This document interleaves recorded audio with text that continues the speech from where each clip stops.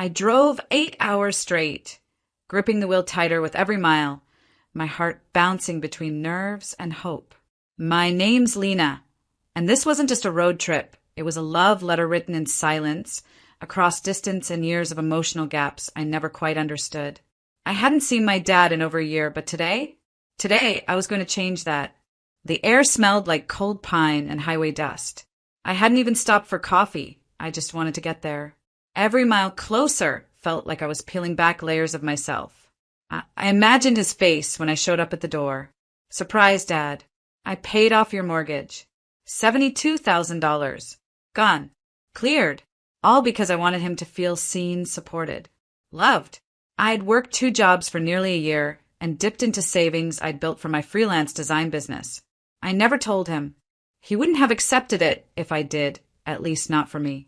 But this wasn't about his pride. It was about finally showing him that I was still here, still trying.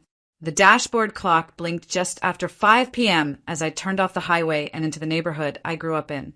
Familiar trees, familiar sidewalks, but still unfamiliar warmth. I parked a block away so he wouldn't hear the car. I checked my face in the rearview mirror. My eyes were puffy. I hadn't slept. But my smile? It was there. Shaky, but there. I grabbed the envelope from the glove compartment. The mortgage release papers. I had even wrapped them in a little ribbon like a gift.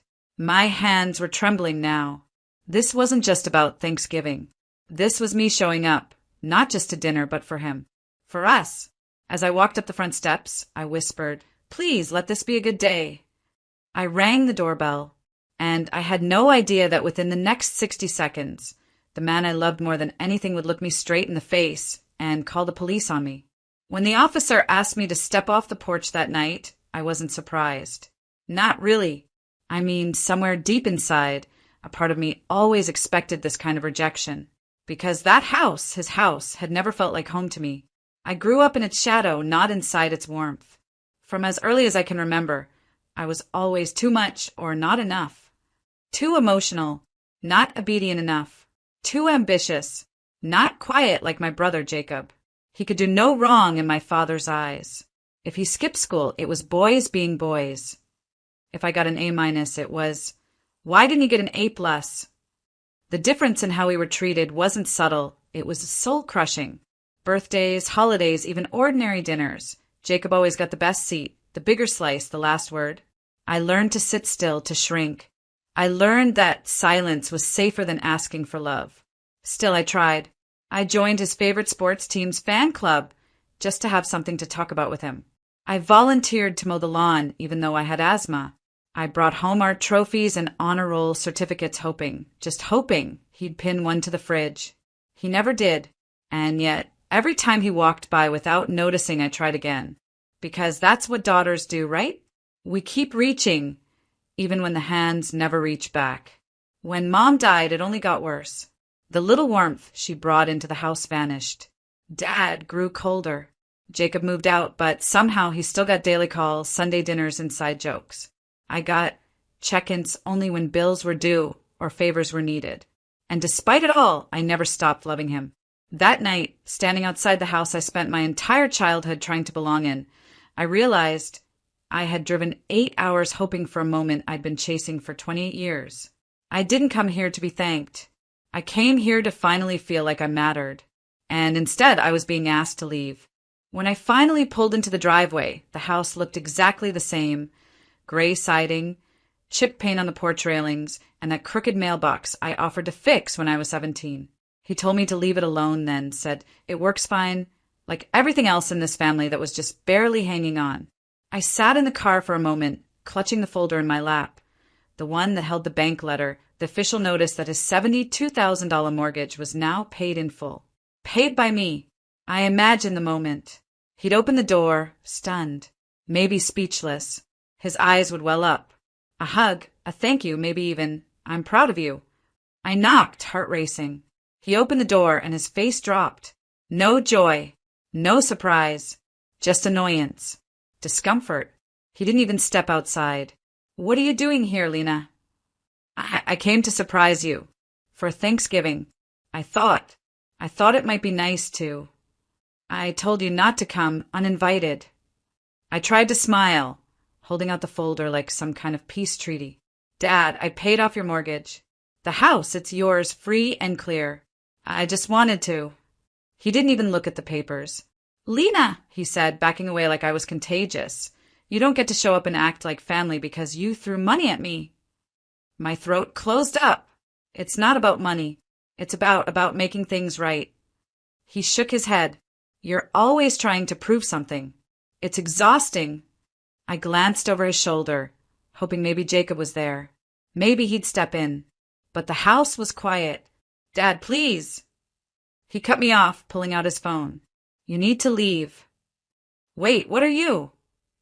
I'm calling the police. I thought he was bluffing, until I heard him say, yeah, I have someone trespassing. I'd like them removed. Now. Then, like a dagger, his last words. Surprises are for people who belong here. She doesn't. I didn't cry. Not right then. I just stepped back down the porch stairs, my body moving on autopilot. Minutes later, headlights approached. The officer asked me questions I barely registered. I handed him the folder. He read it, looked up at me, and then back at the house. He's your father? He asked gently. I nodded.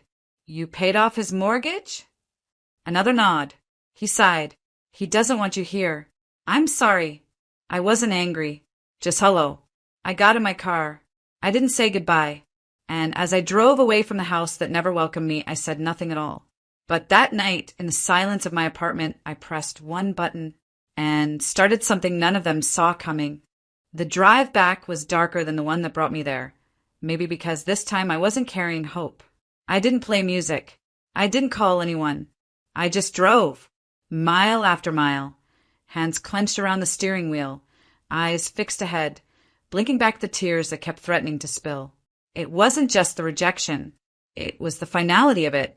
That house wasn't just where my dad lived. It was where I kept the illusion that I still had place to return to. I remembered the Thanksgiving dinners when I was younger, how I'd offer to help set the table, only for my stepmother to hand the duty to Jacob instead. How they'd always carve out Jacob's favorite dish, but never mine. When I turned 13, I made an entire pumpkin pie myself, hoping to contribute. No one touched it. It sat on the counter like a forgotten object, while they praised Jacob for microwaving mashed potatoes. I thought maybe I hadn't done enough, so I kept trying.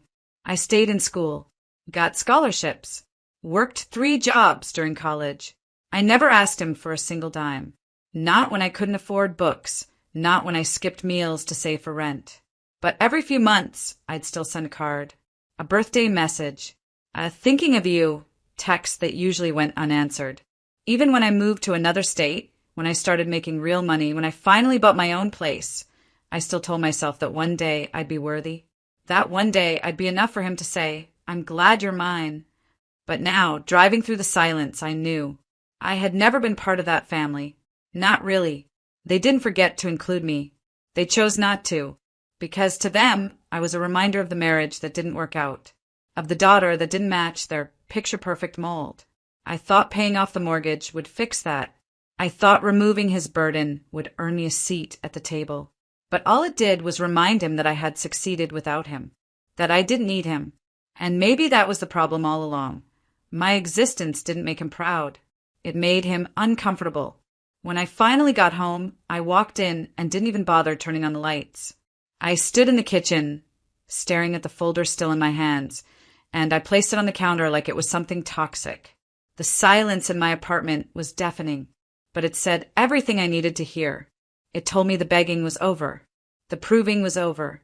He'd made his choice, and now it was time I made mine. That night, I didn't cry, not because I wasn't hurt, but because I was finally done giving them the power to make me feel small. And as I stared at the ceiling above my bed, eyes wide open, I knew the next time they saw my name, it wouldn't be in a text message. It would be on a letterhead, on paperwork, on consequences, because I wasn't the outsider anymore. I was the storm they didn't see coming. Back in my apartment, the world felt quieter, but not in an empty way. It was the kind of silence that signals something shifting inside you, the kind that comes right before a storm breaks open. I kicked off my shoes, set my keys down, and sat in front of my laptop. The glow of the screen reflected in my eyes, but my heart was what lit up. I hovered over one single button, Launch Company Site. That was it. That was the button I had mentioned when I left my father's driveway without saying a word. That was the moment everything would change. I clicked, and with that click, my real estate startup, Hollow Oak Properties, was officially live. Not a concept, not a draft, not a dream. A real company. Mine. I had been building it in silence for months. Late nights, long weekends, empty coffee cups. And funding it with a combination of my own savings and a secret inheritance that not even my father knew existed. Money from my late grandfather's will, hidden and quietly allocated to me, bypassing my dad altogether. Funny, isn't it? The man who shut the door in my face and called the cops on me, that Thanksgiving didn't realize I had already been written into a legacy he thought was his to control. My grandfather, before passing, left behind a personal letter, one that said, "Lena, I see the fight in you. I see the grace. This is your seed. Make something they can't ignore."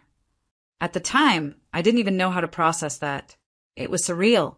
I remember reading it with shaking hands, staring at the financial documents like they couldn't possibly be meant for me. But they were. And I didn't waste it.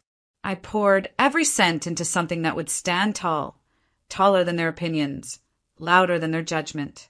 A real estate company with a soul. One that didn't just buy and sell, but built homes for people like me. People looking for belonging. I partnered with architects, interior designers, and former foster kids who had made something of themselves. Every element of my startup was rooted in something personal, something that told a story. And the first batch of listings, they were in the very neighborhood my dad prided himself on owning. Poetic, huh?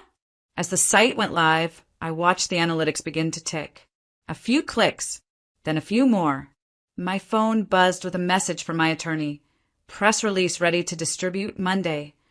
I typed back one word, send. Because this time, I wasn't waiting for anyone's approval. I wasn't checking for a reply. This wasn't about revenge. It was about reclaiming the power I had always begged someone else to give me. Only now I'd built it myself.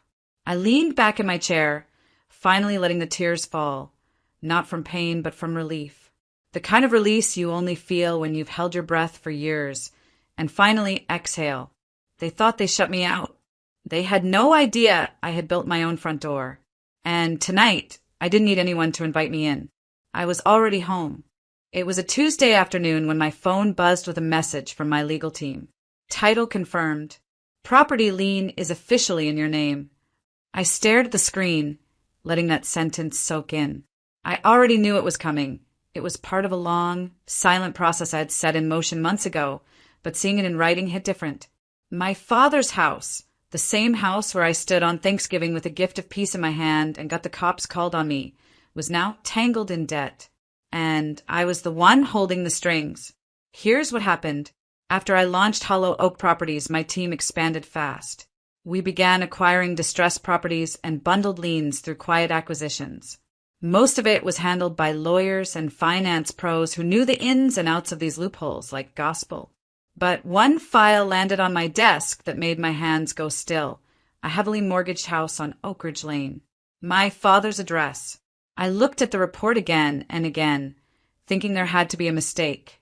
But there it was, 3 existing liens stacked due to unpaid property taxes, an unresolved contractor dispute, and some shady refinancing he clearly hadn't understood. The debt was scattered across 2 firms, both of which I now had partial ownership in. This wasn't some revenge plot I had mapped out. It found me, and when it did, I didn't walk away. I took the file, signed the authorization, and quietly made the purchases to consolidate everything under one name. Mine. I didn't even feel triumphant. I felt quiet, focused. This wasn't about power. It was about balance. And balance always finds its way back, one way or another. A week later, the first letter went out to him. Formal notice that the debt holder was now Hollow Oak Recovery Division. We gave him options, like we did with all clients. A fair payment plan, an offer to sell and clear the slate, or default. I didn't get involved directly, until he did. I was in the middle of reviewing floor plans when my assistant buzzed in, slightly stunned. There's a Mr. Thompson on line 2. He says he's your father. My stomach turned, but my voice stayed calm. Put him through. There was a pause, and then his voice came through, tight and desperate. Lena, I got these letters. This can't be real. Tell me this is some mistake. I took a breath. It's not a mistake, Dad. Silence. Then anger. You can't do this to me. This is my house. I built this. You're my daughter. That word, daughter, cut sharp. You told me I didn't belong, I said softly. Now, I'm just following your lead. He was silent again, and this time it lingered. You're gonna take my house? He asked, his voice smaller than I'd ever heard it. I didn't answer with cruelty, just truth. I'm offering you the same options we give everyone. No better, no worse. What you decide next is on you. That was it. He hung up. I didn't hear from him again for weeks, but I heard from his lawyer, a formal request to renegotiate terms. I reviewed the file carefully, twice. Then I approved a slightly better offer, not because he was my father, but because that's how Hollow Oak does business, even with those who once locked us out. It started with my brother's call. I hadn't heard his voice in nearly a year, not since the Thanksgiving disaster. Back then, he stood behind Dad with folded arms and a smirk like I had no place there. Now he sounded frantic. Lena, listen. We didn't know. About the liens. About whatever it is you're doing. I sat in my office, calm, legs crossed, fingers lightly tapping my desk. It's called asset consolidation, Josh, I replied. And it's perfectly legal. You can ask your lawyer. I believe Dad already did. There was a pause on the other end. You can't seriously be taking the house. I could hear the panic buried in his tone. And beneath that, entitlement. You mean the house I was kicked out of? The one I wasn't allowed to visit, even after paying off a $72,000 mortgage. No one asked me to. That was Dad being Dad, he stammered. You know how he gets. He didn't mean. He meant every word, I said, my voice steady. And now I do too. He fell silent again. Hours later, my dad called. I didn't answer. He called again the next morning. Then came a text. We need to talk. Please. I gave it 2 days before replying. When I finally picked up, his voice wasn't angry.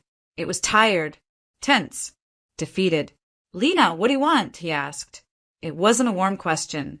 It was transactional, desperate. I leaned back, staring out the window of my office at the skyline I'd earned, every inch of it from grit and solitude. I want respect, I said. Not just from you, but from myself. And to stop pretending like I'm chasing people who never wanted me to catch up. He let out a breath. So, you're taking the house? No, I've already taken it. Another silence. But I'm not evicting you. Not unless you make me. There it was. My boundary. Not a sword, but a line in the sand. I'm offering a lease, I added. A fair one. Market rate. With a clause. No more police, no more cold shoulders. You treat me like a stranger, you'll stay one. He didn't respond for a long time. And when he did, it wasn't the fury I expected. It was something more devastating. Your grandfather left you that money, didn't he? I nodded, even though he couldn't see it. He did. Quietly. Because he saw what you didn't. He cleared his throat. You've built something, haven't you? I have. And you're not doing this out of spite? I took a breath. No, I'm doing it because I spent too long begging for a seat at your table. Now I own the table, and I decide who eats. The next week, legal documents were signed. Ownership was official. The lease agreement was mailed, and to my surprise, signed and returned without edits. They stayed, quietly, respectfully. But the house? It didn't feel like theirs anymore. It felt like mine. And as I walked through those familiar rooms one evening, checking on a minor repair, I didn't feel like a guest. I felt like someone who had finally returned home. On her own terms. Not because they let me in, but because I built the door myself. This time the drive was different. No nervous heartbeats. No shaky hands gripping the steering wheel. No desperate hope waiting at the end of the road. This time I was heading home. Not the cold, stiff house I grew up in, where love was rationed and presents came with conditions, but the place I'd built with my own hands, heart, and unbreakable will. A home that didn't require anyone else's permission to feel safe. I bought it 3 months after the dust settled, the legal battles, the signatures, the final phone call from my father, who now understood silence as my language of survival. He still lived in that old house under my lease, paying rent on time, keeping quiet. And I had walked away, not in anger, but in full peace, because I had everything I needed now. My new home sat on a quiet hillside, warm and filled with light. Hardwood floors I picked out myself. A big kitchen where I could cook the meals I loved. And a long table, not for proving anything to anyone, but for gathering those who saw me, loved me, chose me. People who didn't measure my worth in old grudges or fading titles. That first Thanksgiving, I set the table with gold-trimmed plates and linen napkins. My best friend, Nora, brought the turkey. My co-founder, Sam, brought wine. My assistant, who I insisted treat the day as family time, showed up with her mother, who hugged me like I was her own. Even my old neighbor, Mrs. Langley, came over with her famous sweet potato casserole. There were toasts, laughter, full plates and fuller hearts. And not once did I feel like I had to earn my seat at that table. No one looked at me like I didn't belong. No one questioned my presence. No one called the police. As we sat around that table, I looked at the deed framed on the wall. My name, my signature, no one else's. And it hit me, not just the weight of what I had reclaimed, but the beauty of what I had created. Because home isn't where you're told you belong. Home is where you build belonging. And this was mine.